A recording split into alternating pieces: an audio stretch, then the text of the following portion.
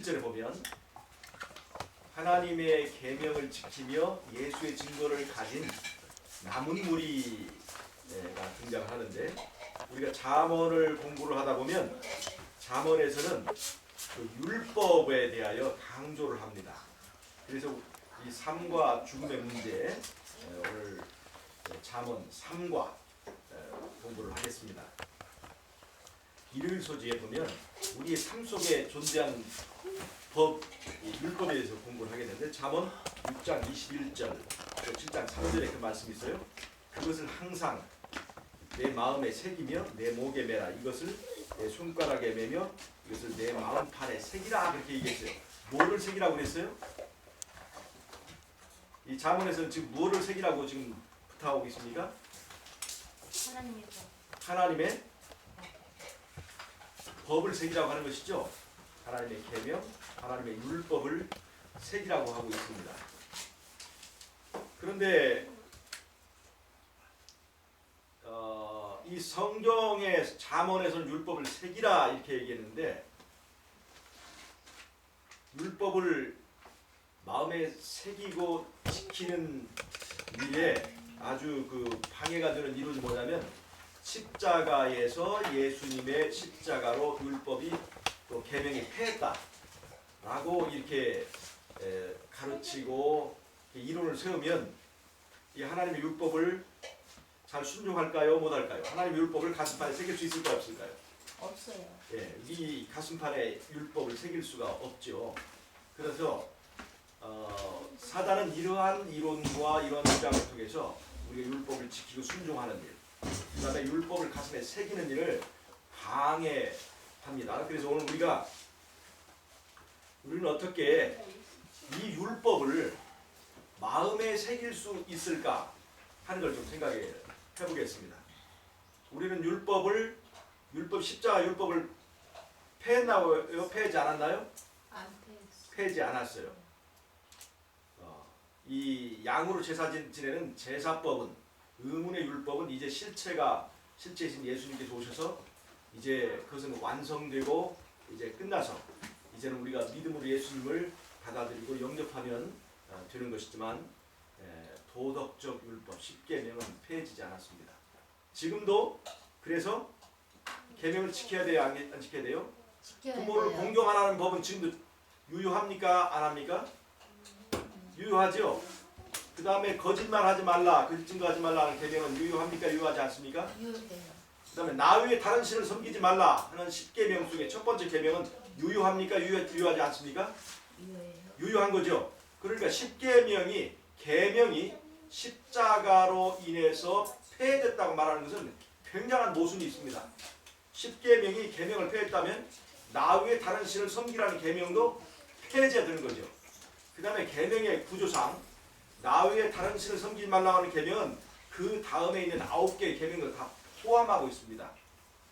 그래서 십자가가 이 도덕적 율법, 이 십계명을 절대로 폐하지 않았습니다. 다만 사람들이 십자가가 계명을 폐했다고 하면서 첫째 계명도 폐할 수 없고, 9제도 폐할 수 없고, 둘째 계명도 또 셋째 계명도 다 폐할 수 없기 때문에 폐할 수 없다고 하면서 그 다음에 무엇만 바꿨어요? 안식일 날짜만 바꿨잖아요. 이거는 이 사단의 기막힌 꼼수입니다. 그래서 우리가 그런 이론에 속으면 안 되겠습니다. 하나님의 율법은 우리의 삶 속에 지금도 살아있고 존재하는 법이라는 것을 우리가 이제 알아야 되겠습니다. 자, 그러면 하나님의 율법을 우리가 지키고 순종해야 되는데, 여기 잠언 6장과 7장에서는 뭐라고 그러냐면, 이 율법을 내 손가락에 매며 내 마음판에 새기라 이렇게 얘기를 했어요. 이 말은 무슨 말일까요? 이 손가락에 매고 마음판에 새기라고 하는 것은 무슨 말일까요? 손가락에 매라는 것은 무슨 말입니까? 봉사. 응? 봉사.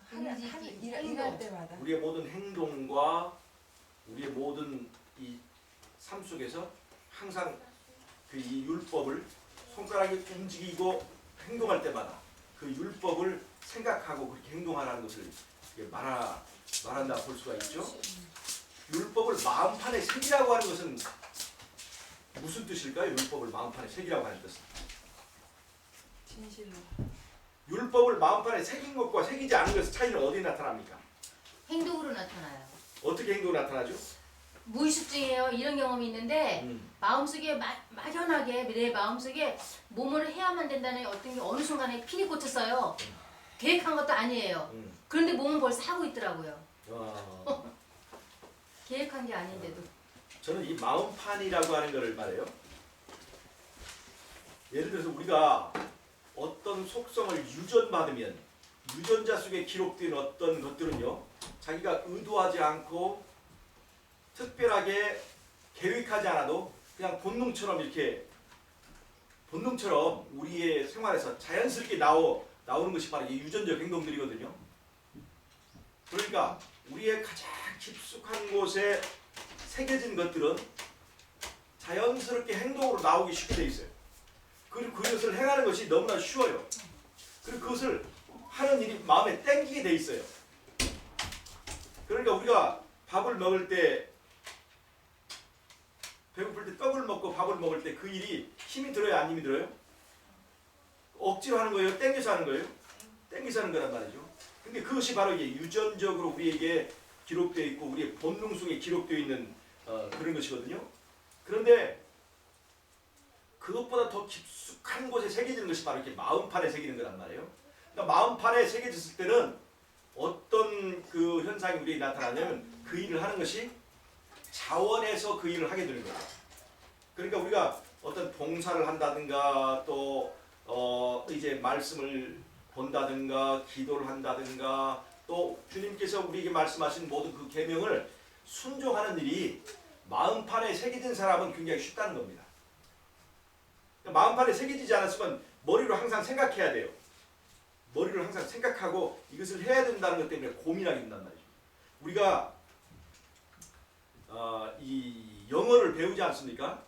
근데 영어를 배우는데 이것이 우리의 습관되고 우리의 생활이 되고 우리의 이게 정말 하나의 내 삶 자체가 되어버리면 영어가 생각하지 않아도 영어가 나와요. 그런데 이걸 이론을 공부하고 이렇게 한 사람들은요, 문법으로 공부한 사람은 이게 영어를 말하려면 머릿속으로 한번 문법을 가동시키고 머릿속에 생각하고 이 문장이 나오게 돼 있어요. 그러니까 이게 즉각 대응이 안 되는 거예요. 그러나 우리가 한국말 할 때는 어때요? 그냥 생각할 필요 없이 그냥 말이 줄줄 나오잖아요. 그러니까 이게 너무 쉬운 거예요. 입에 착착 감기는 거예요, 이게. 그런 것처럼 우리의 신앙이 우리가 지금 콩글리시를 말하는 것처럼 떠듬떠듬 머릿속에서 한 번 생각이 거쳐서 이렇게 나오는 뭔가 이 시간차가 있는 그런 것인가, 아니면 우리가 한국말을 사용하는 것처럼 자연스럽고 부드럽고 그냥 반사적으로 나오는 것인가 우리가 생각을 해볼 필요가 있어요. 우리는 한국말이 새겨졌을까요? 영어가 새겨졌을까요? 한국말이 새겨진 거죠. 더 쉽게. 그러니까 우리의 생활 속에 한국말이 새겨진 것처럼 우리가 하나님의 계명을 순종하고 그대로 사는 것이, 그것이 더 자연스럽고 쉬운 사람, 이런 사람이 마음판에 율법을 새긴 사람이 아닐까, 그런 생각이 들어요. 아멘. 목사님 어떻게 아주 이해하면 될까요? 유전자 속에 새겨진 것처럼 유전자보다 더 깊은 곳에 마음속에 이렇게 이 율법이 새겨졌으면 참 좋겠습니다. 율법을 새겨진 사람은요, 그 율법을 불순종하는 것이 너무나 힘듭니다. 근데 우리는 율법을 지키는 것이 힘듭니까? 불순종하는 것이 힘듭니까? 지키는 게 힘들어요. 그러니까 이게 우리의 문제는 바로 거기 있어요. 그러면 우리가 마음판에 어떻게 하면 우리는 율법을 마음판에 새길 수 있을까요? 그 방법을 한번 생각해 보십시다. 제가 아는 그 서장로님 있죠, 서영선 장로님. 예. 그 양반이 이제 벌이는 운동이 뭐냐면 10계명을 새기는 운동을 해요. 그 양반. 어떻게 하냐면 그분은 10계명을 외우라는 거예요. 외워. 10계명 출애굽기 20장을 그분은 외웠대. 이 10계명을 외웠대요. 외워가지고 몇 번 이거 외웠더니 나중에는 이게 아주 짧은 시간에 줄줄줄 나오더라는 거예요. 근데 이 십계명을 자꾸 외우고 이렇게 또 외우고 했더니 자기 마음속에 변화가 오더라는 거예요. 그냥 간증이에요. 마음속에 변화가 오더라는 거예요. 자꾸 외우고 계속 외웠대. 이분이 나이가 많으신 연세가 있으신 분인데 잘 안 외워졌는데 계속 외우니까 그냥 몇 분 안에 그 글을 다 외울 수가 있겠더라는 거예요. 계속 몇십 번, 아마 그 양반은 제가 볼 때 몇 백 번 외운 것 같아요. 이렇게. 이제 외우니까 이 출애굽기 20장이 너무나 쉽게 이렇게 막 외워지더라는 거예요. 그런데 이분이 이것을 계속 외웠더니 자기 마음이 조금씩 변하더라는 거예요. 그렇겠다. 또 믿어지든지 안 믿어지든지 그러더라는 거예요. 그 양반이. 그래서 자기는 이 십계명을 새기는 운동을 해야 되겠다. 이 교회의 부흥을 위해서. 그래서 그분은 계속 이제 그걸 말씀하세요. 그 여러분 이것도 하나의 방법이에요. 이것도 마음판에 색이라고 했으니까. 도움이 될 수 있는 방법 중에 하나인 것 같아요. 근데 어떻게 여러분들 어떻게 생각하세요? 이게 외워서만 이게 새기는 것입니까? 외워서 새긴다면 머리 좋은 사람들은 많이 새기겠는데 사실 외워서만 새기는 것은 아닌 것 같아요. 어떻게 하면 우리가 이 하나님의 계명을 마음판에 새길 수 있을까요? 어떻게 하면? 예수님을 사랑하면? 예수님을 사랑하면. 예수님을 사랑하면. 그 예수님 자체가 율법이니까 진짜 예수님을 사랑하고 예수님과 함께하는 것이 좋고 예수님의 길을 가는 것이 정말 좋은 사람은 마음판에 그 법이 새겨지는 것. 그것도 사실 알고 보면 그게 정답일 것 같아요. 또 다른 방법이 있으니까 실제적이고 구체적인 방법. 어떻게 하면 우리의 마음판에 새겨질 것인가. 정말로 유대인들은 율법을 지키는 의미로 옷가에다 술을 만들고 또 저기다 이마에다 표하고 이렇게 했는데 우리는 어떻게 하면 이 율법을 머릿속이 아니라 가슴판에 새길 수 있을까? 한번 그 방법을 한번 생각해 보고 싶다. 어떻게 하면 새길 수 있을까요? 십계명 속의 복음을 잘 공부해야. 십계명 속에 들어있는 복음을 잘 공부를 하는. 사실 중요한 건 우리 마음 속에 갈급함이네. 갈급함. 그러니까 반찬은 어디 가야 살 수 있어요? 시장에 살 수 있죠. 근데 시장에 가서 사지 않아도 내 안에 반찬이 있어요. 어떻게 하면? 내가 시장하면 시장이 반찬이라고 그러죠. 그러니까 그 시장이나 다 뭐 한자로는 다르지만 사실은 반찬은 아무 시장에 가나 있어요. 근데 어떤 시장이 더 중요해요? 내 안에 시장하는 것이 더 중요한 말이에요. 그러니까 내가 정말 그 하나님의 그 말씀대로 살고 싶어하는 간절한 소망과 그 간절함이 내 안에 그야말로 가난한 심령이 있을 때 하나님의 말씀에 순종하고 싶은 가난한 심령이 있을 때 내 마음속에 그런 율법이 새겨지리라 생각합니다. 내가 정말 하나님의 말씀대로 살고 싶고 정말 예수님이 어디로 인도하든지 따라가고자 하는 그런 가난한 심령이 내 안에 있는가 없는가 한번 살펴볼 필요가 있어요. 나는 내가 이제 재밌는 연속곡을 기다릴 때는 기다려지죠 이렇게. 근데 좋은 말씀을 듣거나 이게 설교를 듣거나 할 때는 잘 안 땡겨질 때 우리의 마음속에 뭐가 갈급함인지 살펴볼 필요가 있어요. 그걸 좀 살펴볼 필요가 있어요. 우리 마음을 한번 점검해 볼 필요가 있어요. 가난한 심령이 있어야 이 하나님의 율법이 가장 깊숙한 곳까지 다 도달할 수 있고 또 이제 새길 수 있다 생각이 들어요. 이 율법을 십계명을 어디에 하나님이 새기셨죠? 돌비에 새겼어요. 돌에다 새기는 것이 쉬워요? 아니면 이렇게 종이에다 쓰는 게 쉬워요? 쉬운 건 종이요. 예. 근데 왜 하나님께서 돌에다 새기셨을까요? 영원 돌에다 새기면 잘 지워지지 않고 그 계명이 잘 보존되는 거예요. 종이다 쓰기 쉬운 거는요 지워지기도 잘하거든요. 근데 여러분 우리가 십계명을 두 번 첫 번째 십계명은 깨뜨려졌고 두 번째 계명이 이제 그 하나님께서 주셔서 이제 그것이 성소에 있었는데 여러분 글자를 쓴 것은 누가 썼을까요? 모세가 썼나요? 모세가 쓰고 하나님이 불러주고 모세가 썼나요? 하나님께서 하나님이 직접 썼죠. 그러니까 모세는 돌에다 새길 힘이 없어요.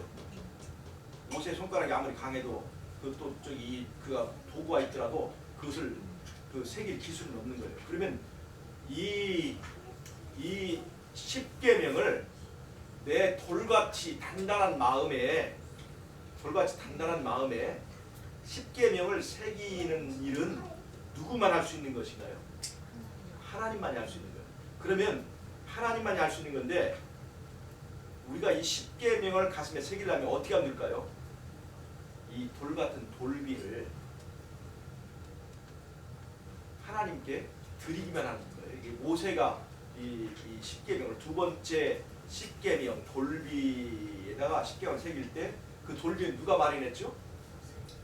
모세가 만든 사람이 마련했어요. 그래서 사람이 하나님께 돌비를 드렸을 때 하나님께 새긴 거거든요. 그러니까 만약에 돌비를 모세가 하나님께 바치지 않았더라면 이 10계명을 새길 수 있었을까요? 없었을까요? 없었어요. 그러니까 조건은 뭐냐면 내 돌같은 마음을 누구에게 드려야 돼요? 마음을 하나님께 드리면 하나님께서 10계명을 새기십니다. 그래서 우리가 우리의 마음을 하나님께 드림으로 하나님께서 우리 마음에 계명을 새겨서 우리 마음속에 계명을 지키고 순종하는 일이 즐거운 일이고 또 그것이 노래가 될 수 있는 그런 사람이 되어야 되겠습니다. 잠언은 지금 그걸 얘기하고 있는 거예요. 이 간단하게 얘기하고 있지만 제가 지난번에 얘기했죠. 이 잠언이라고 하는 것은 계시록에 있는 그 두 여자의 그 이야기가 잠언에도 있고 이 율법에 관한 이 대쟁투가 이제 이 요한계시록 얘기인데 바로 잠언에도 바로 이 율법에 대한 얘기가 있고 또 음료에 대한 얘기가 있어요. 마지막 때 계시록 14장에 이 14만 4천의 무리를 보면 여자에게 더럽혀지지 않은 사람이라고 그랬는데 바로 그것은 이 계시록 17장에 말하는 음료를 말합니다. 자, 그래서 이게 잠언을 마지막 때 사는 우리들의 역사적 시점에 연결시켜 보면 많은 의미가 있습니다. 자, 그 다음에 두 번째 넘어갑니다. 빛과 생명이에요. 하나님의 계명과 하나님의 율법은 우리에게 어둠을 주는 것입니까? 우리에게 빛을 주는 것입니까? 빛입니다. 근데 한번 생각해 보세요. 내가 어떤 계획이 있고 내가 하고 싶은 어떤 일이 있는데 이것이 하나님의 율법이 나를 가로막게 되면 내 마음에 근심이 생깁니까? 기쁨이 생깁니까? 실제로 네, 실제로. 근심이 생기죠. 자, 이게 내 계획과 하나님의 말씀이 충돌할 때가 있어요, 없어요? 이럴 때는 빛은 고사하고 내 길을 가로막는 장애물이 되는 거예요. 그러니까 어떤 때 이 하나님의 계명이 빛과 생명이 되는 건가요? 하나님의 율법이 내 안에 빛이 들으면 그 율법이 없었을 때 내가 어둠 가운데 있다고 느끼고 있어야 돼요. 그런데 하나님의 율법이 없어도 내가 잘 생각할 수 있고 내가 잘 볼 수 있고 하다면 그때는 하나님의 율법이 빛이 되는 것이 아니라 내 길을 가로막는 장애물이 되는 거예요. 그러니까 한번 보세요. 하나님의 말씀이 빛입니까? 내 길을 가로막는 어둠입니까? 생각해볼 문제죠. 중요한 건 내가 하나님 앞에 정말 굴복되고 내가 정말 하나님의 인도하심을 정말로 이제 필요로 하고 그걸 간구하는지 그 상태에 따라 달라집니다. 하나님의 율법은 하나님의 말씀은 하나님의 계명은 내 발의 등이요 내 길의 빛이라고 말할 수 있겠는가? 한번 우리 살펴볼 필요가 있습니다. 어떻게 신행기 집사님 율법이 빛입니까? 자, 그러니까 지금 잠언은 지혜를 말하고 있잖아요. 지혜. 이 지혜를 말하고 있잖아요. 지혜라고 하는 것은 이게 이 솔로몬이 지혜의 사람이었잖아요. 이 머리가 좋단 말이에요. 머리가. 그러니까 우리가 지혜라고 하는 것을 말이죠. 머리가 좋은 사람이 가지는 어떤 것이라고 생각하면 우리는 지혜를 가질 수가 있어요, 없어요? 머리가 좋지도 않을 뿐만 아니라 나이 먹어서 머리가 다 망가져버린 우리들은 지혜가 없어지게 말이죠. 그러나 잠언은 뭐라고 하고 있어요? 지혜를 우리가 어떻게 얻을 수 있다고 했어요?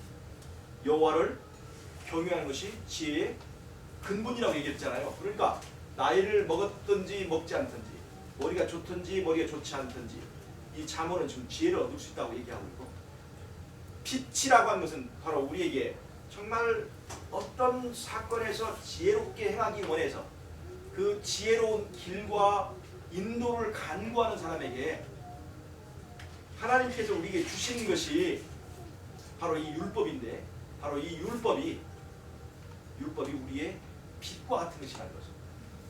그러니까 이 지혜가 머리 좋은 사람만이 가질 수 있는 것이라면 우리는 정말 희망이 없어요. 그런데 이 지혜가 뭐냐면 하나님의 말씀에 순종하는 것이 지혜라고 하는 거란 말이에요. 그러니까 순종이 뭐에 대한 거예요? 율법에 대한 순종이 바로 지혜지요. 그러니까 하나님의 율법을 내가 내 삶의 지혜라고 생각할 수 있겠는가? 아니면 내 삶의 간섭자라고 생각할 수 있겠는가? 하는 것에 달라진다는 거죠. 하나님의 율법이 빛입니까? 우리는 어둠 가운데, 하나님 없이는 어둠 가운데 있는 자인가요? 다 그것을 깨닫는 게 중요한 거예요. 내가 하나님 없이도 밝은 길을 갈 수 있다 생각한다면, 그러면 그때는 율법은 이미 나의 빛이 아닙니다. 율법은 내 길을 가로막는 간섭자가 되는 거예요. 그래서 한번 생각을 우리가 해볼 필요가 있어요. 나는 하나님 없이 지혜로운가? 아니면 나는 하나님 없이는 캄캄한가? 좀 생각해 볼 필요가 있어요. 하나님 없이도 지혜로운 사람이 누굴까요? 가장 지혜로운 사람.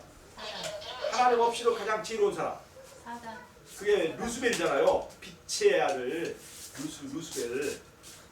그러니까 우리는 이 하나님 없이도 지혜로운 사람으로 내가 서 있으면 사실 우리가 섬기는 신이 하나님이 아니고 루스벨을 따라가고 있는지도 모르겠어요. 우리 자신 좀 살펴보는 시간이 되었으면 좋겠습니다. 자, 하나님의 율법대로 살고 이 빛대로 지혜롭게 살아가려고 하는데, 이 길을 가지 못하게 사단이 마련한 유혹이 있습니다. 그게 뭐예요? 그게 음녀예요. 음녀. 그러니까 계시록 14장에도 14만 4천이 있어요. 그 마지막 때 남은 무리인데, 그들은 하나님의 계명을 지키며 예수의 증거를 가진 자이고 어린 양이 얻을 이끌 따라가는 거예요. 그럼 이들은 지혜로운 사람들입니까? 어리석은 사람들입니까? 지혜로운 사람들이죠. 어린 양이 얻으러 이끌 따라간단 말이에요. 이건 뭐예요? 하나님의 율법을 마음판에 새기고 하나님의 율법대로 순종하며 하나님의 율법, 우리를 인도하시는 하나님의 율법을 빛이라고 생각하고 살아가는 사람들이에요. 이들이 그 길을 지금 가는 거예요. 근데 그 사람들이 그 길을 가는 것을 누가 싫어해요? 사단이 싫어하죠. 그래서 이들을 유혹하는 무기를 이 사단이 이제 마련했는데, 그 무기가 뭐예요?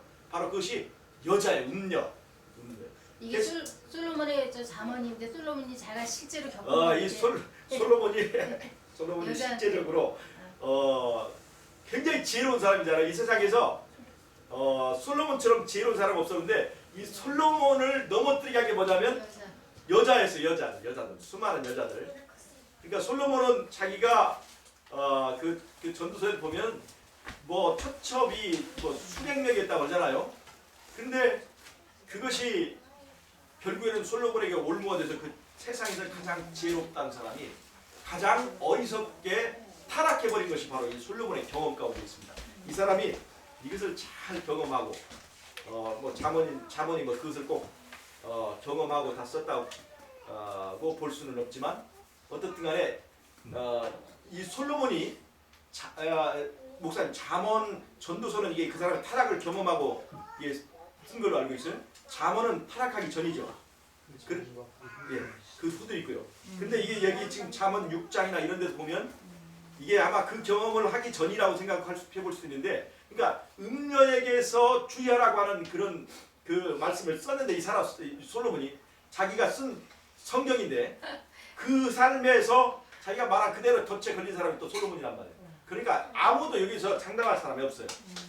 이게 그러니까 우리가 이 여자는 이런 여자의 실질 여자의 문제도 있지만 뭐냐면 구원받는 사람 남자 여자 구분이 없습니까? 그러면 여자는 유혹이 없겠네 마지막 때 여자들 여자 신도들은 그건 아니잖아요. 영적인 여자. 그러니까 우리가 하나님의 율법대로 순종하고 어린 양이 어디로 이끌는지 따라가는 그 길을 방해하기 위해 사단이 계시록 17장에 음녀를 마련했어요. 그거는 뭐냐면 바로 바벨론 교인을 말하는 거죠. 바벨론 가르침을 말하는 거죠. 자, 그럼 여러분 이 음녀가 유혹하는 힘이 있을까요, 없을까요?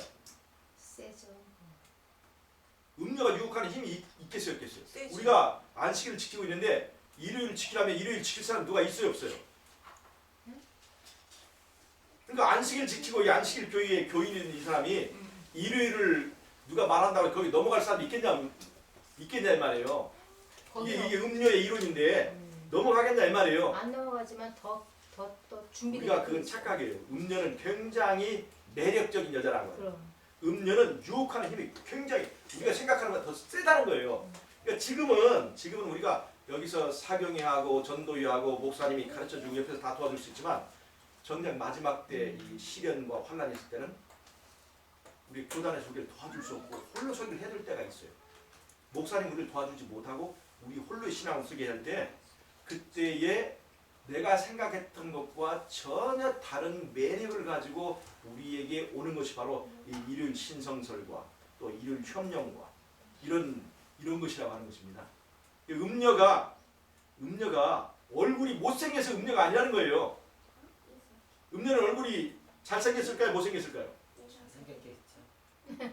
만약에 음녀가 못생겼다면 그리고 옷이 화려하지 않다면 남자들을 유혹할 수 있어요? 없어요? 없어요. 없어요. 그러니까 이 음녀는 굉장히 매력적인 여자라는 거예요.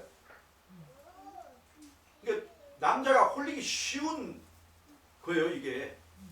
그러니까 특별히 마지막 때 하나님의 백성들에게 치명적인 매력을 가지고 있어요. 치명적인. 그래서 우리가 이걸 굉장히 주의할 필요가 있습니다. 그러면 성경에서 구체적으로 할 수만 있으면 택한 자들도 네. 미혹한다 네, 그랬는데 미혹한다고 그걸 그랬습니다. 구체적으로 어떻게 좀 알고 있으면 돼요? 그 구체적으로 다 알면 사단의 전략이 다 떨어지라고 여기서 내가 그 사단이 이제 다 저기 하는데 어떻든 간에 우리의 이 신조가 생각으로 쉽게 무너질 수 있다는 것을 우리가 알고 겸손하게 하나님의 지혜를 이 하나님의 지혜를 구하는 거예요. 그래서 필요한 거예요. 이게 이런 음료를 통해서 유혹하는 이 사단의 준비가 있기 때문에 그래서 이 지혜가 뭐냐, 이 잠언이 뭐냐, 바로 그러한 일을 위해서 대비해서 우리에게 주신 이런 말씀이란 말이에요. 그러니까 음녀에게서 가장 안전한 법이 무엇일까요? 음녀에게서 안전한 것이 하나님의 법. 하나님의 법 안에 거하는 거예요. 그냥 그 법 안에 순종하고 체험하고 또 그 법에 순종함으로 내가 어떠한 그 말씀의 능력을 이렇게 실제 생활 속에서 체험하는가, 그 체험적인 신앙이 참으로 중요하다고 생각합니다. 목사님 어떻게 생각하십니까? 우리가 어떻게 하면 음료로부터 이렇게 매력적이고 치명적인 이 유혹하는 힘을 가진 음료로부터 우리는 어떻게 해야 안전할 수 있을까? 이게 정말 중요한 문제라고 보는데. 근데 이미 택했다는 얘기는 인을 받았다는 얘기인데 그들도 미혹한다는 얘기는 도대체 뭔지 항상 궁금했어요. 뭐 인받은 상태야. 이미 이제 그 인받은 상태라는 것은 아무리 최고의 유혹이 있어도 사단의 방법은 두 가지. 마지막 때는 극심한 타락, 또 하나는 달콤한 유혹. 이 두 가지인데 이 두 가지의 이 좌우에 이제 이 유혹과 탄압이 있어도 요동하지 않고 그 길을 가는, 그래서 변동할 수 없는 상태 됐을 때 인받는 것인데 그 전에 이미 우리 같이 이미 이 기별을 알고 기별을 전파하는 이 무리들이 바로 택한 무리들이에요. 택한 무리라고 해서 다 확정된 무리는 아니라고 하는 것을 우리가 알 수 있죠. 저는 이제 제 개인적으로 그 늦은비 성령이 바로 올 때쯤 비슷한 시기에 사단도 많은 기사와 이적을 보이잖아요. 그 중에 대표적인 것이 이제 그리스도의 몸을 가장해서 안식일을 내가 폐했다. 그 얘기를 분명히 한다고 그랬거든요. 그러면 이제 우리들은 안식일을 여태까지 하나님의 말씀으로 알고 지냈는데 아니 그리스도가 살아계신 그리스도가 와서 폐했다고 얘기를 들었을 때 우리가 그동안 배웠던 게 잘못된 건가? 라는 맞아요. 유혹이 있을 수가 있겠죠? 충분히 그럴 수도 있어요. 예수님의 모습이니까. 네. 그래서 그거를 마지막에 택한 자들도 미혹한다는 것이 그런 구체적인 장면에 연결되지 않을까 생각을 해요. 자, 그다음에 이제 그다음 주제가 수요일 소리에서 자문은 도둑질하지 말라고 그랬어요. 도둑질하지 말라. 아 근데 어떻게 우리는 도둑질하고는 거리가 좀 멀다 생각을 하죠. 아니죠, 다 아니죠. 훔치죠. 우리 다 훔치죠. 그럼 이미 뭐 저기가 대단하네. 우리 내 마음에 있어요. 예? 이미 저쪽 것이 내 마음에 우리는 있어요. 무엇을 도둑질하지 하면 다 고백을 한번 해봐요. 뭐를 도둑질하고 있어요? 저 같은 어. 경우는 아이고 하나님의 너무 영적으로 많아요. 드려야 될 시간들을 어. 도둑질하는 것 같고 내가 시간을 자유를 쓸 도둑질. 때가 많은 것 같고요. 하나님한테 드려야 될 시간들 또 하나님한테 해야 될 그 어떠한 우리의 그 어떤 기본적인 맞아요. 거를 많이 도둑질하는 것 같아요. 혹시 11조 도둑질하지 않아요? 그것도 좀 점검을 아직 안 했는데 해봐야 될 것 같아요. 특히 우리 여자들한테 해당되는 건데요. 요즘 여자들은 특히 5, 60대 아줌마들은 여유가 있잖아요. 그래서 3, 4, 5 짝져서 아름다운 맛있는 음식점을 간대요. 네. 거기서는 기탄 없이 막 그냥 자기가 막 내가 하겠다고 막 음식점 값을 낸대요. 근데 정작 교회 와서는 그렇지. 연금도 안 내고. 그 생각을 하면서 아줌마들이요. 나가서는 음식점 값 막 그냥 겁 없이 막 없이 결제하잖아요. 그렇죠. 하나님에 대한 물질도 배가 고파서 도둑질을 할 때는 그건 진짜 정상은 참작되지만 왜냐 그거 죄가 아닐 것 같아요. 아니 교육 봐요. 죄는 죄지. 아니 봐봐요. 도둑이 만일 줄일 때 배를 채우려고 도둑질하면 사람이 그를 멸시하지는 않지만 그러나 들키면 실패를 갚아야 한다. 그러니까 배고파서 하는 도둑질도 그걸 정상을 참작할 수 있지만 도둑질은 맞다고 이렇게 얘기를 해요. 그러니까 이건 내가 배가 고파서 했다고 이렇게 할 게 아니라 이 도둑질도 다 도둑질이니까 우리 가능하면 도둑질 끊읍시다. 예. 도둑질 하면 안 돼요. 예. 우리 자벌치 이런 것들이 우리가 이런 공부를 통해서 우리가 공부로 끝나지 않고 우리 삶 속에 하나하나 점검하고 실천하는 게 굉장히 중요해요. 도둑질 하지 말기.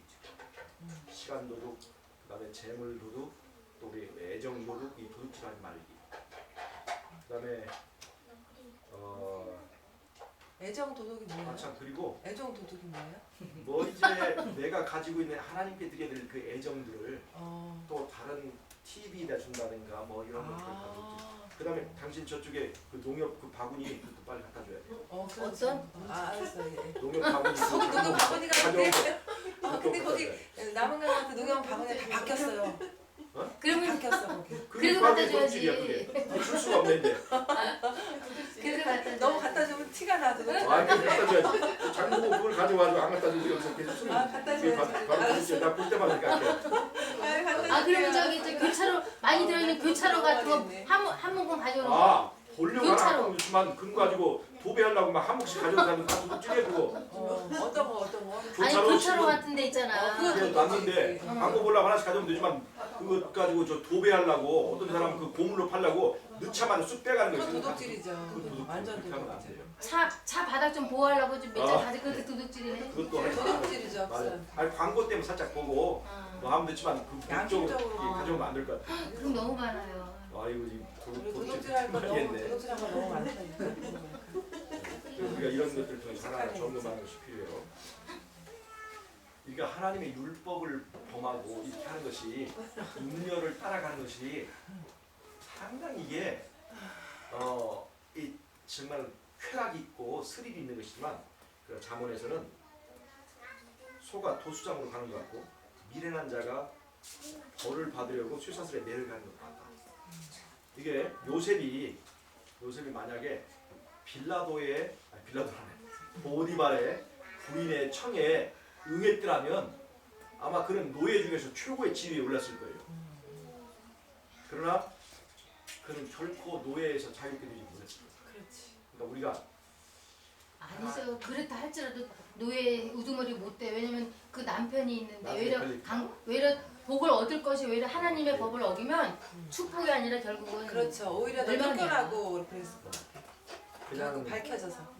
그냥 이런 남편이 가면 안 게 아니라 되지. 어린 양이 털 깎는 자 앞에 잠잠한 같이 우리는 그렇게 하나님의 말씀에 순종하기 위해서 어린 양이 어디로 이끌는지 따라가는 그 길에서 잠잠하게 가야지 이게 요셉의 그 보디발의 부인이 처음에는 잘해주다가 나중에 그럼. 집 마음에 안 들면은 막 요셉을 갖고 그리고 어떻게 하겠어? 아니, 안 되지. 다 사단이 그래서 감아주겠어. 우리 교과 공부를 통해서 잠언에서 강조하고 있는 하나님의 율법을 순종하고 아비의 법, 어미의 법을 잊지 않고 그 법을 가슴판에 새기라고 한 것을 우리가 주의 있게 하십시다. 마지막 때 우리가 지금 우리가 이제 성경을 가지고 성경이 아주 저도 집에 그냥 성경이 아니 그냥 셀 수 없이 좀 많이 막 있지만 그러나 지금 성경을 집안에다 많은 성경을 두고 볼 수 있지만 우리가 만약에 환난을 당할 때는 성경을 가지고 다닐지도 못할지도 몰라요. 그래서 우리가 지금 성경절들도 외우고 막 그러고 있잖아요. 그런데 그때 가장 당황하지 않은 사람은 뭐냐면 말씀을 마음판에 새긴 사람, 계명을 마음판에 새긴 사람. 그러니까 마음판에 새기는 일을 우리가 그 환난과 그런 사건이 닥치기 전에 우리의 그 과업을 생각하면 참으로 중요하겠습니다. 우리 무엇을 위해서 예수님의 재림을 위해서 무엇을 준비할 것인가? 우리 하나님의 말씀, 우리의 마음판에 새겨지는 그 일을 위해서 준비하도록 하십시다. 우리가 지금 한 주일마다 성경도 외우고 그다음에 찬미를 하나씩 외웠잖아요. 네. 언제부턴가 우리 좀 흐지부지 됐지 지금 한. 지금 조용원 집사님 오면 다시 시작할 거예요. 지금 그분이 우리가 담당자가 없어서 그래요. 몇 곡 외웠는데. 보냈어요. 네. 다 한꺼번에 복습하고 아 예. 그래서 한번 이게 우리가 외웠던 거 424, 282 다 우리가 이렇게 외우고. 그래서 우리 찬미도 우리의 마음판에 새기는 그런 일들을 하도록 하십시다. 어린 양이 어디를 이끌든지 따라가는 사람들에게 필요한 삶의 강령, 우리 잠언서의 지혜를 꼭 우리가 내 것을 취하는 저와 여러분 되시기 바랍니다. 목사님 마지막으로 오늘 공부하를 좀 정리해 주십시오. 예. 오늘 뭐 더 이상 잘 가르칠 수 없을 만큼 정확하게 가르쳐 주셨는데 오늘 이제 마음판에 새기라 그런 뜻을 그 바이블 커멘터리에서 보면 그 우리 나쁜 마음은 나쁜 행동은 생각하지 않고 쉽게 나오잖아요. 근데 마음판에 새긴다고 하는 것은 하나님의 창조의 능력이라는 거죠. 그래서 우리 마음에 새겨주는 그 능력 그걸 통해서 하나님의 뜻을 행하기 원하고요. 그 마음판을 새기기 위해서 신명기 6장에 보면 어떻게 나오냐면 마음판을 새기라 그러면서 네 자녀들에게 명령하기를 미간에 붙이며 손목에 매며 문설주와 각각 눈에 기록하며 자꾸 보게 하라는 거예요. 그러면 새겨진단 말이죠. 자꾸 보게 하면 이스라엘 백성은 실제로 이렇게 마음판을 새기라고 말씀하셨고 아까 이제 마지막 부분에 설명이 됐지만 그 교과책에 보면 도둑과 음녀는 거의 동일하다고 했어요. 같이 나와요. 제일 중요한 것은 마음을 뺏겨요. 마음을 좀 부자하고 분배에게 부자하고 사탄에게 부자. 그래서 너희 마음을 지켜라. 우리 마음을 지킬 수 있는 것은 율법이다. 감사합니다. 우리 묵상 기도하고 공부 마치도록 하겠습니다.